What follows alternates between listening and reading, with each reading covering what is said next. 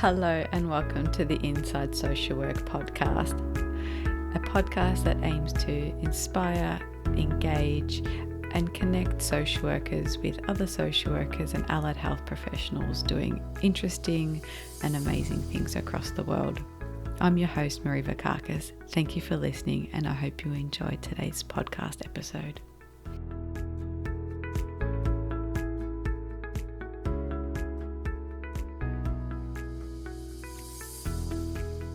Hello and welcome back to another episode of the Inside Social Work podcast. Over the next few weeks, I have a special guest with me, Lachlan Slade, and we're going to be doing a series on working with LGBTQIA+, talking about gender and sexuality, and a whole lot of different stuff relevant to mental health, service provision, and working with families. In this episode today, we're talking about language. Not so much the 101s, but some of the things that you can do around the language you use with individuals, with communities, and what to do if you get it wrong. I hope you enjoy this conversation with Lachlan Slade.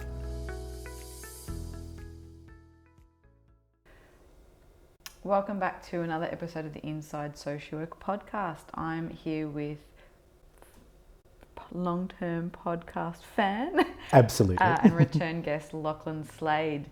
Lachlan and I have been talking over a little while around gender inclusive practice and all things gender and sexuality, and so over the next few weeks I'm handing over the mic to Lachlan and we're doing a series on a lot of different topics around gender and sexuality. So welcome back, Lachlan. Thank you so much. I'm really glad to be part of this. It's been a little while since we had you. Yeah, I think it was late last year or sometime last year anyway, wasn't it? Might have been. I'll have to put a link to that in the show notes where you can hear a bit more about Lachlan's journey. Absolutely. Just to introduce yourself to the listeners, can you tell us a bit about who you are and what you do? Yeah, certainly. I'm Lachlan Slade. My pronouns are they and he.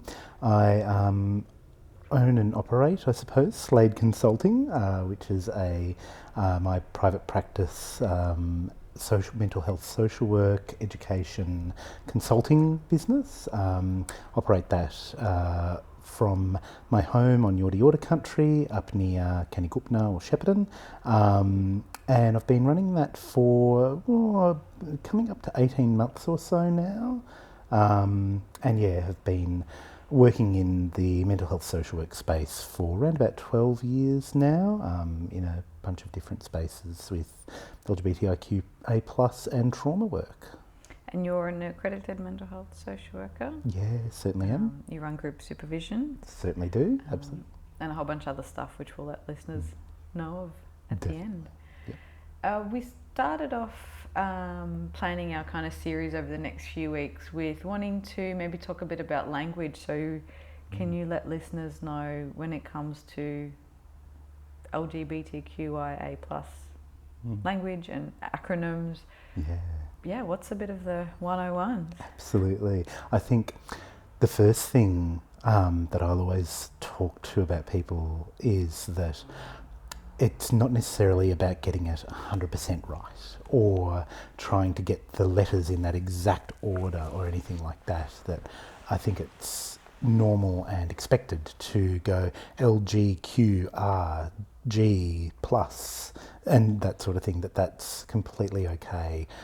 I think a lot of it does come down to intention and how you're showing up in the space. That if you're coming into the space from a genuine place of wanting to respect and work positively and constructively with queer people,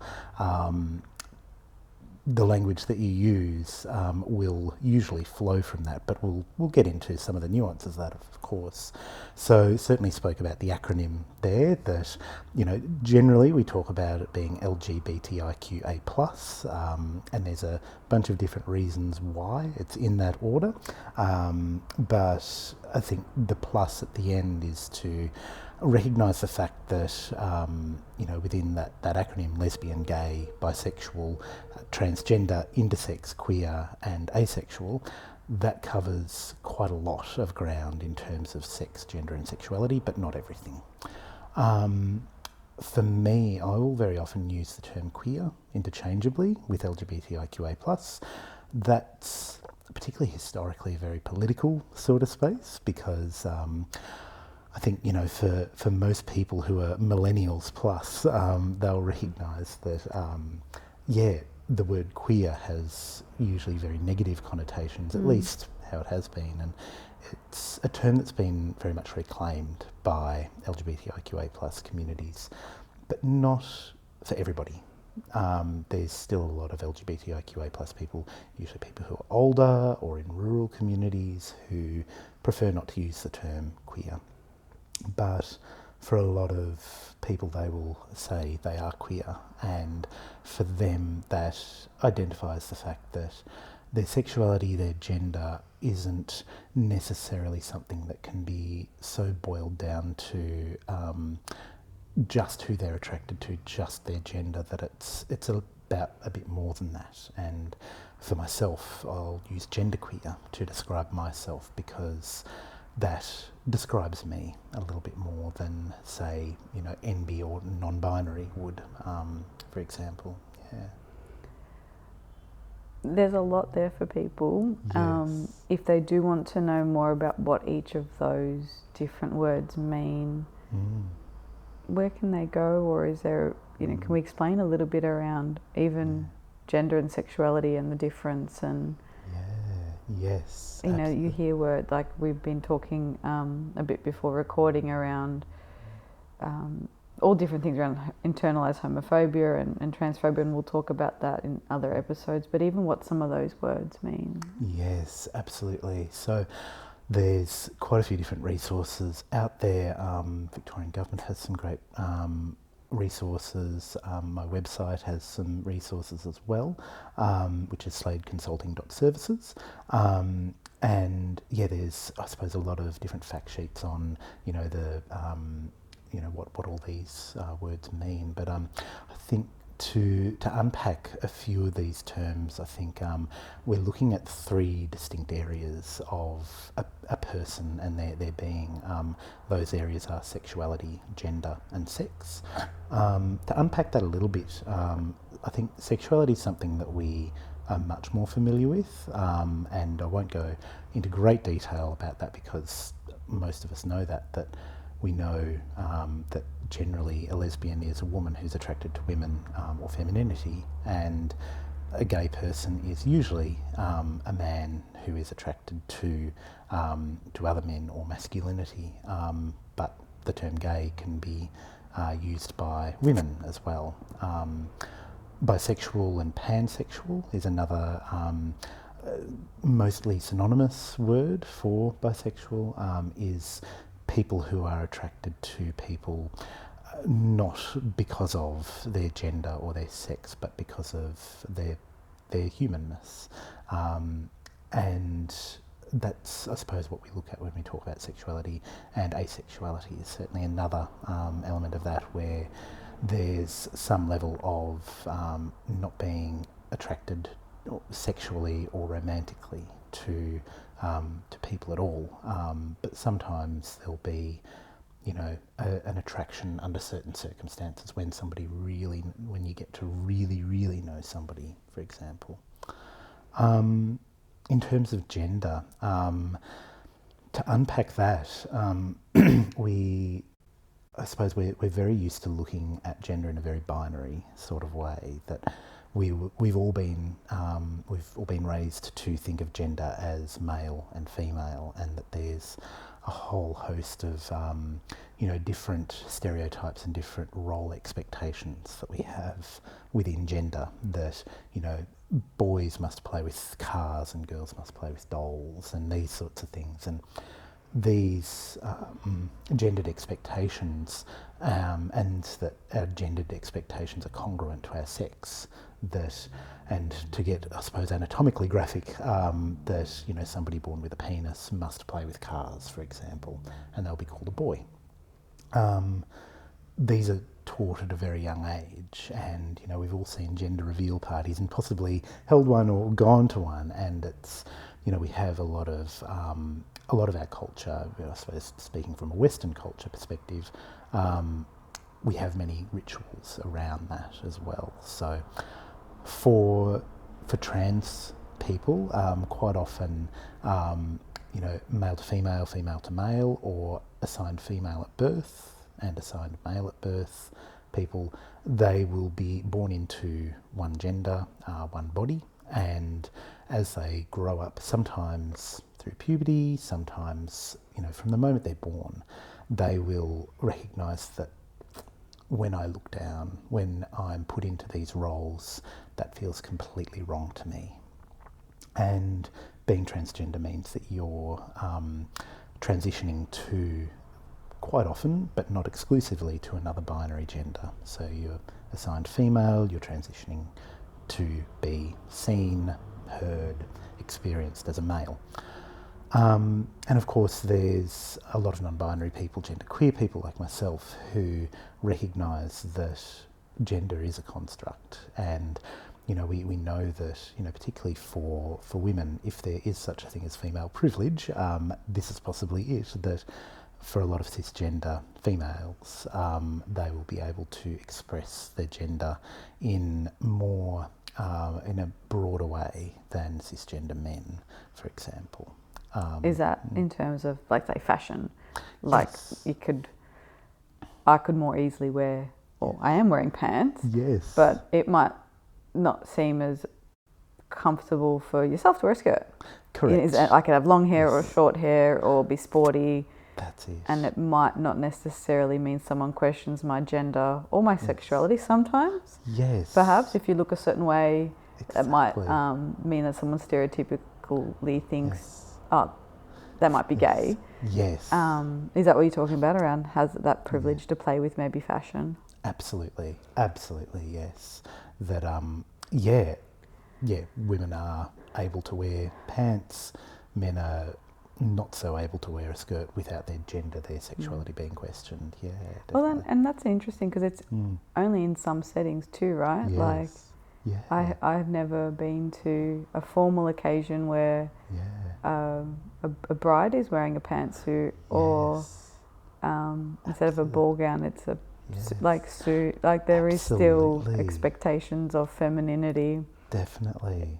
Being appropriate for certain settings. That's it. And Deb balls are very big up in rural Victoria, for example, and again, very gendered sorts of roles. And I think it's also important to recognise that these things change over time and place, and the gendered roles here in 2022 in Australia are different to the roles in another country in another time, and even your culture of origin, that changes as well.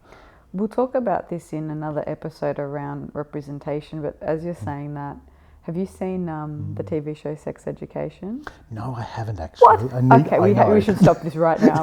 You should go watch it. But there's one character, Ola, who wears a pantsuit to her formal.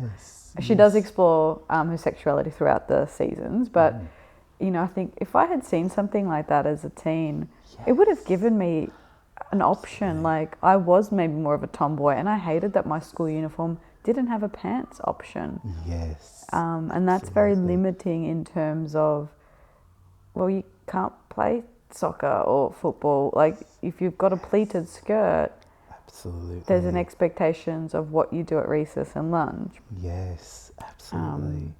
But I think, to have had the courage back then to come up with the idea of not wearing a dress to a formal event, it would have been seen as you're stirring trouble. Exactly. So it's interesting. Yes, absolutely. So I think what maybe confuses some people is sex, gender, and then expression. Yes. Sex is the physical characteristics. Absolutely. And those sexual characteristics. Yes. Gender is how you identify. Yep. For some people, or maybe a large majority, the gender they're assigned at birth match their sex. Yep, absolutely. And then you're talking about some people's expression of that as well. So you can be born female, identify as female, and then play around with feminine and masculine qualities. Correct. Absolutely. And it's fascinating for me as well that I and for context, I'm here in jeans and shoes and whatnot, and also and odd socks. I see. Yes, indeed. I cannot cope with odd socks. This is I've been looking at them all day. Yes, it's Are they matching at all by being odd? Like, have you got like turtles and like seaweed, or what's? No, they're both turtles. They're both turtles. Okay, yes, that's okay. Yeah, just different coloured turtles. I can handle that. Same length. If it was a different length, I could definitely not cope with that. There is an Odd Socks Day coming up, or it's already passed, depending on when we release this episode. Yeah, and I know there's a Crazy Socks for Docs Day as well. There's lots around socks. That's it. But you were saying around your gender expression in clothing. Here in a purple and yellow, kind of furry, quite feminine, at least feminine-ish jumper, and I often wonder if maleness, if masculinity were much less rigid, had much broader boundaries, maybe I would be fitting into what could be considered a man in today's society.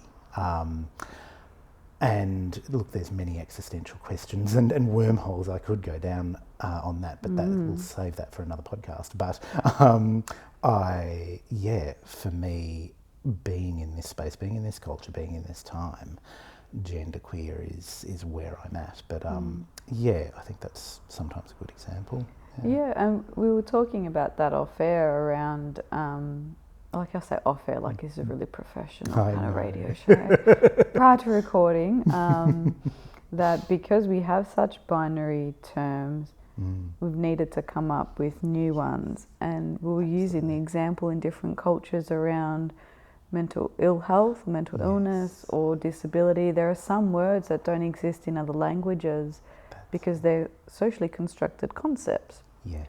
So, think of even something like complex grief that got introduced into the DSM. Yes. In another culture, it might just be grief, and that might be a very reasonable response to losing someone you care about, or depression might not exist. It might be conceptualized as loneliness, or so there are, language is socially constructed, and then we need to find new ways to express where we feel we belong. Exactly.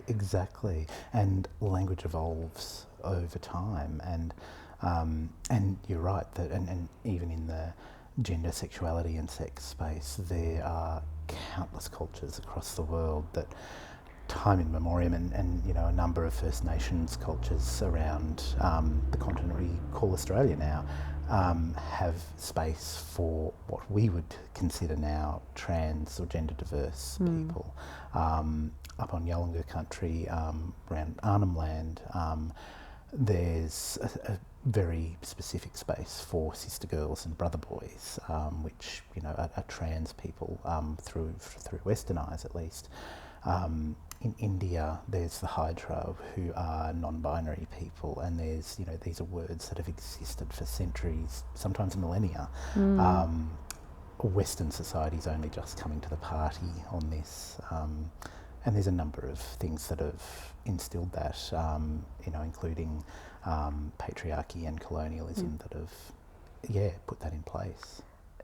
As you say that, I had the thought, which I wonder if it's, I'm curious to hear your thought, but yes, the language has existed, but doesn't mean those people were always treated well. Correct. So there was words to describe someone's experience or presentation, but throughout history they might have faced intense scrutiny or criminalisation, punishment, all sorts of things based on beliefs at the time, or political persecution. Like there was words for them. So absolutely, these varieties existed. These varieties of human everything. Absolutely. But they weren't. Doesn't mean people were treated well. Exactly. And I think in social work we often look at how language can build people up or bring people down, and it's that's precisely it. And it's interesting looking at the constructs that build people up and build people down, and sometimes it's colonialism, sometimes it's patriarchy, or both, or and sometimes there's other factors as well. And I think too, sometimes there can be, an exceptionalism that will come with that as well, that, a lot of non-binary or trans people will hold spiritual spaces in different cultures. And of course, I can't know enough about these cultures coming from a white culture, but, for some that may be, hemming people into another construct as well. And I just was thinking, like, saying varieties like it's heirloom tomatoes or something. It's like these variations in gender and sexuality and beliefs. Yes. They're also intersectional. Yes. And I wonder if maybe in this episode it's worth covering that LGBTQIA plus inclusive services are great, but all services need to also be aware of the intersectionality, because you could have a queer young mum or a trans patient, getting a pathology clinic having bloods withdrawn, or like it's across everything. Precisely. So there's just as much diversity within that group as saying all straight, cisgendered, heterosexual couples have these particular characteristics, and that's not true. That's precisely it. Absolutely.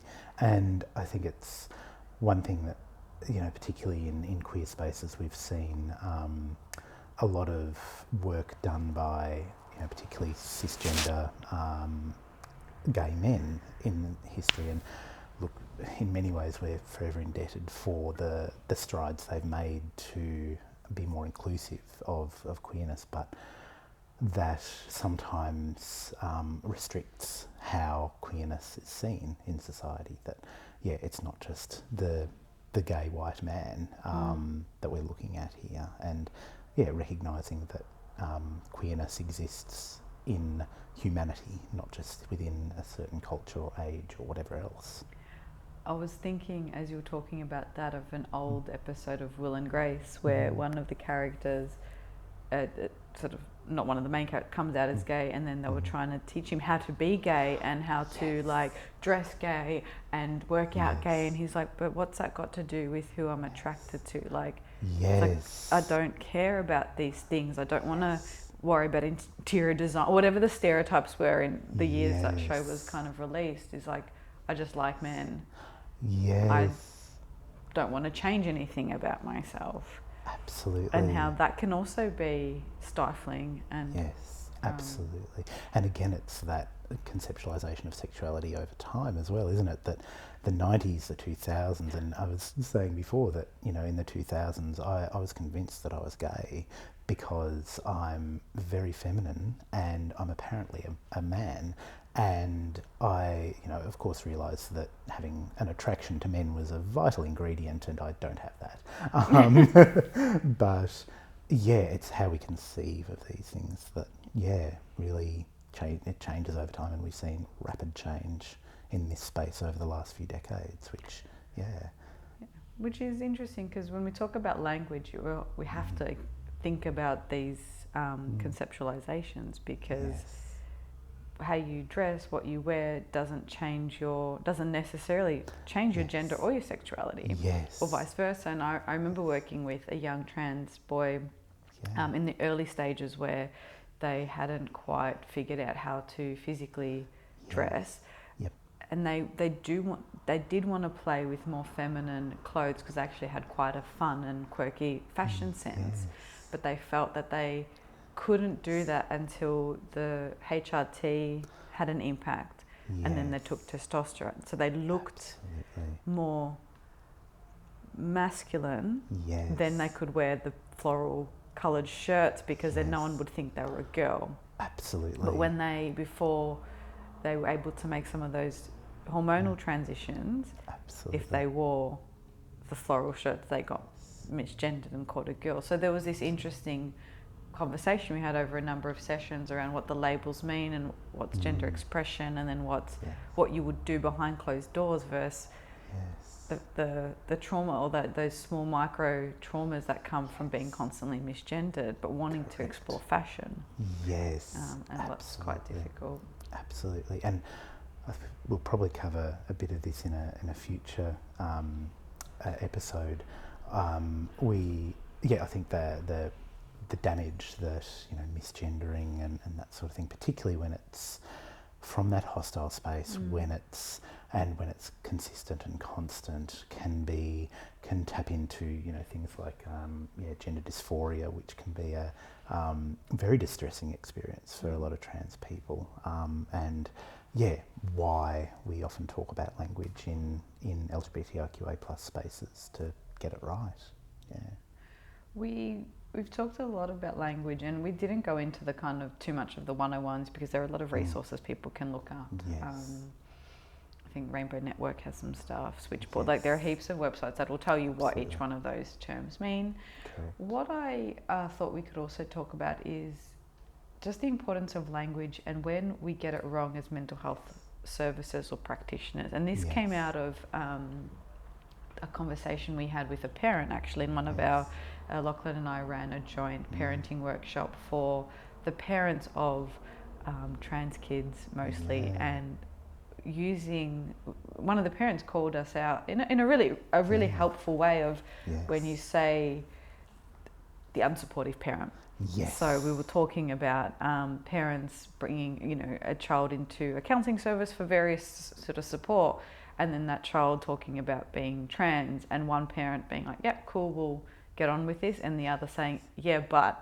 Yes. And I thought that was a really interesting thing to unpack a little bit, is the importance of language, and we're keeping everything within the context of gender and sexuality. Yes. So we don't need to kind of go too much into how you case note, but we will. Yes. In terms of this unsupportive or disengaged or uncooperative. Absolutely. What are your thoughts on that? Like now that we're on air, Yes. how do we change that language, and what impact? Like what impact do you think that has? Absolutely. I think one of the most important impacts is how we see parents, how we see the support networks of young people, of older people that we're working with who are queer, and I think it is really important to look at the intention of the support people in our clients' lives, and their actions as well, and being able to separate those two, because sometimes there will be supportive intention, but sometimes there will be inadvertently hostile or inappropriate or whatever actions that might be occurring. And in those sorts of situations, we've got something to work with. That the intentions are good, but we've got all these, biases and ideologies that are getting in the way of them turning that into action. So that's one really important thing. And when we start to see our clients in that negative light, it's sometimes that can be a self-fulfilling prophecy in some ways. How do you work a bit with improving your language? Because we'll talk about, we'll present a case study. Yes. And then we're also going to talk a bit around sort of parents and their experience. How do we as practitioners, as case managers in the different roles, how do we start to shift that language? So let's say you are running a counselling session and you've got a young person and they've brought in their mum, and it's like, well, where's dad? It's like, oh, dad doesn't believe in this shit. Yes. And how do you document that, or how do you bring that up in supervision? Like what language can you use? Yes, absolutely. And I think in those moments I often use the power of the quote, because when it's coming directly from the client or parent or whoever, we get the nuance very often in that. I think that's very important. Also, unpacking that with your client is very important as well, of what does not believing in that shit involve, and to what depth. And one really, really good resource that I continually come back to is the Riddle Scale of Homophobia. It's easily Googleable. There's a Wikipedia page. RIDDLE scale. I find that it's very easily applicable to not just homophobia, but queerphobia generally, probably a bunch of other isms and phobias as well. But it gives nuance to what brand, I suppose, of queerphobia we're looking at. Is it an acceptance, a going, yeah, I know queer people exist, but not in my backyard? Or is it a, there might be a fundamentalist religious overtone to it of this is a sin or whatever it might be. Understanding the nuance of that is really important. And quite often you find that it's more at that acceptance level, which, yes, that can be harmful, particularly to young people, but also to older people. But generally, and lots of generalisations here, we've got room to move there, because it's not that this is an indoctrinated or there's a history or a whatever it might be to this. It's that, I don't know about this because I haven't come across a transgender person before, or whatever it might be, and that over time, and it's been fascinating seeing some of the particularly parents and particularly fathers that I've worked with, that sometimes the most, and again we're going to very binary terms here, the most queerphobic, outwardly, sometimes they will turn around within days, weeks, and some will go backwards, and that it's never a foregone conclusion. Yeah. But I think, coming back to your question as well, being able to document that and to hold that hope for change as well is incredibly important, particularly for young people as well, that for their own mental health, their own progression, that a lot of young people will have naturally, developmentally, some cynicism around their parents, but and we'll definitely, I'll share some of my struggles with that in the case study that we present in another episode coming up. So I've got a vignette based on different features of I've made up a beautiful fictional client that has a lot of overlap between what I do see, and I'll just share some of my difficulties with the air quote unsupportive parent. Just to stick with the topic of language, I've got two more kind of points I want to ask you is, why is the language important for individuals? Like, what's this, if we didn't have these binary terms and we could just kind of be, that might be great. But people still like to have a label. Like, I think about sports teams, or even in primary school, it was like we had, I think, 4 different houses and colours, or like we like to kind of have a label because it helps us belong. So what do these words, these different words, mean for those who hold on to them as part of their identity? If that question made any sense. Makes a lot of sense, and I love the breadth and the specificity around that as well. It can't be both broad and specific. Well, yes, I know, contradiction in terms. Sure, but welcome to the queer world. And this is what you're in for the next few weeks, that's it, folks. So that's buckle it. Up. I think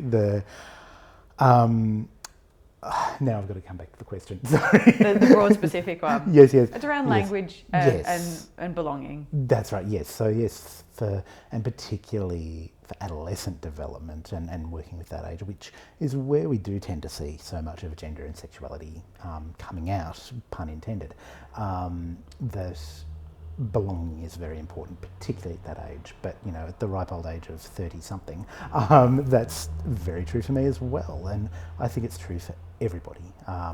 Whether it's going for the Cats, the only team to go for in my book, or I'll just cut that out. Yeah. Post-recording, editing. Who do you go for, by the way? I don't follow football. No, fair enough.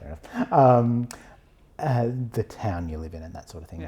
And I think we are seeing, I've noticed more of an alliance to different, not necessarily the town you grew up in or that sort of thing, with the rise of the internet and that sort of thing, and won't go too far down that rabbit hole in the breadth of that, but belonging is incredibly important, particularly when people feel so marginalised and othered in society.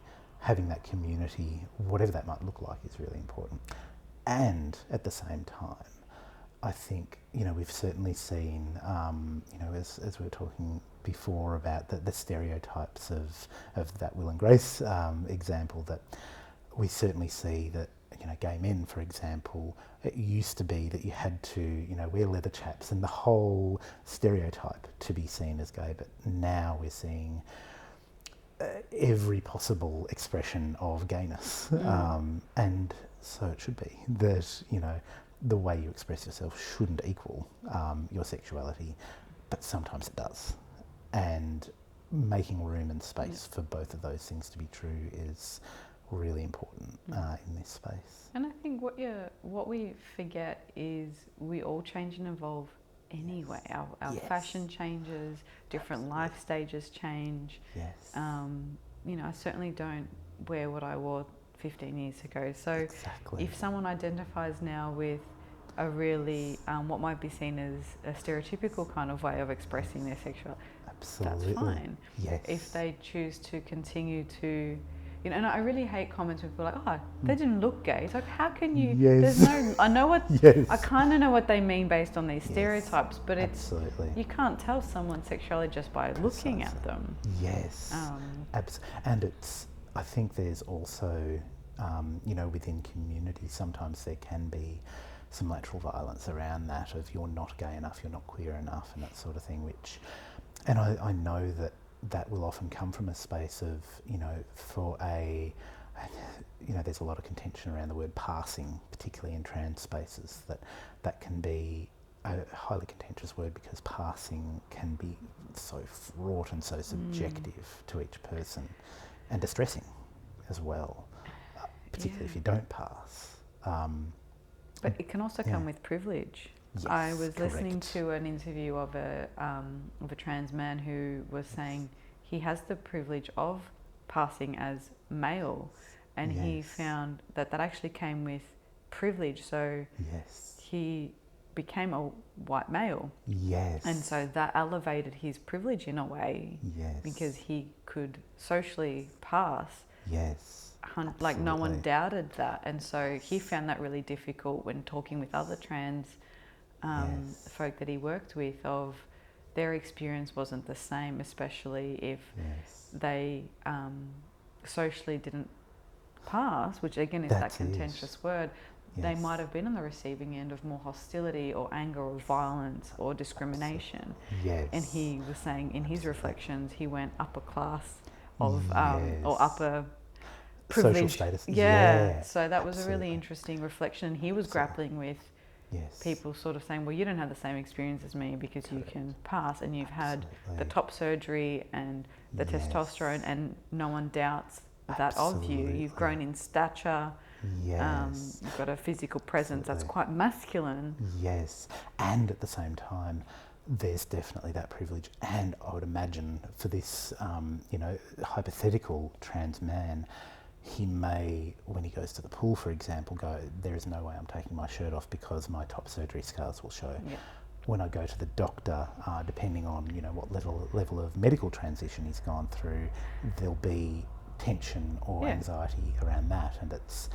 And I think this is why, passing can create so much tension and whatnot, because yes, there's the privilege, and that is, and for myself, I very, very often pass as a cisgender male, and I can tell you now, I definitely enjoy the privileges that very often come with that. However, it also doesn't tell my full story and my full experience at the same time, and I think that's particularly in our language, and when we think about our language, working with queer people, it's making the space for both and is what happens, It's such a rich conversation. We could have so many more on this. Absolutely. And we'd love to hear what your feedback is. So if you're listening to this and if you really enjoy it, leave a rating and a review.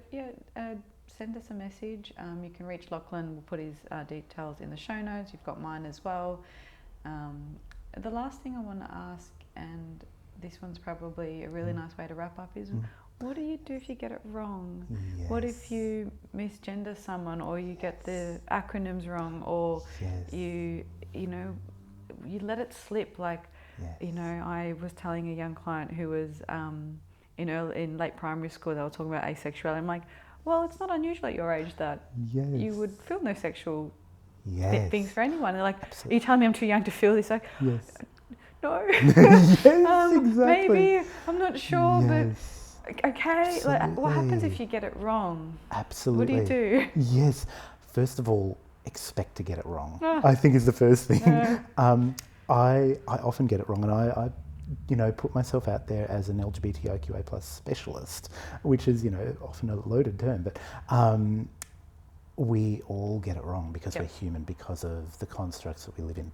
And what to do when we do inevitably get it wrong is, look, I don't want to say don't get anxious or don't get worried, because of course you are, we all do, but being able to recognise, yep, I'm a human, I got it wrong. And as much as possible, and this takes practice, not making too much of a deal about it and not going, oh my God, I'm so sorry, oh, that's so awful, I've ruined your life.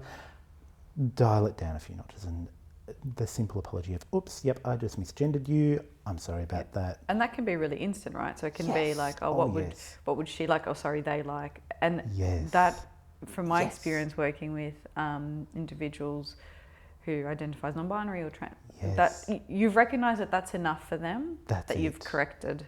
Yes, correct. How do you feel around not drawing attention in a public space? So if you've got it wrong in a group, or someone else has, do you feel like it's okay afterwards to let the person know, I acknowledged what happened, I didn't want to draw attention to it in the bigger group? Was that okay for you? Like, how is that role modelling? Like, getting it wrong, is that okay? Absolutely. I think, and I think, look, particularly in a public space, showing, it is quite often very good to be able to go, I realised just before I misgendered that person, quick correction, they pronoun, whatever it might be. Again, not making a massive deal out of it, but also correcting. But also, yes, you're right, being able to touch base with that person, because there's so many different factors that can lead to that being a very big deal or a minor deal for somebody. That, for me, not getting the right pronouns, which I don't have, that doesn't happen very often, is not a massive deal. I feel great when people use they pronouns and he pronouns, because I often get just he pronouns, but it's not necessarily a, oof, my heart is breaking sort of feeling. For others it will be though. And checking in to go, sorry about that, how are you, can be really good. So it's okay to get it wrong if you correct it. And maybe we don't want to touch on that perfectionism too much. But I think maybe that's what scares some people trying, is the fear of getting it wrong. So hopefully over the next, I think we've got half a dozen episodes on this topic coming up. It gives you a little bit more confidence to have these different conversations with clients or with services or employers, workplaces, whatever. Absolutely. Whatever is helpful.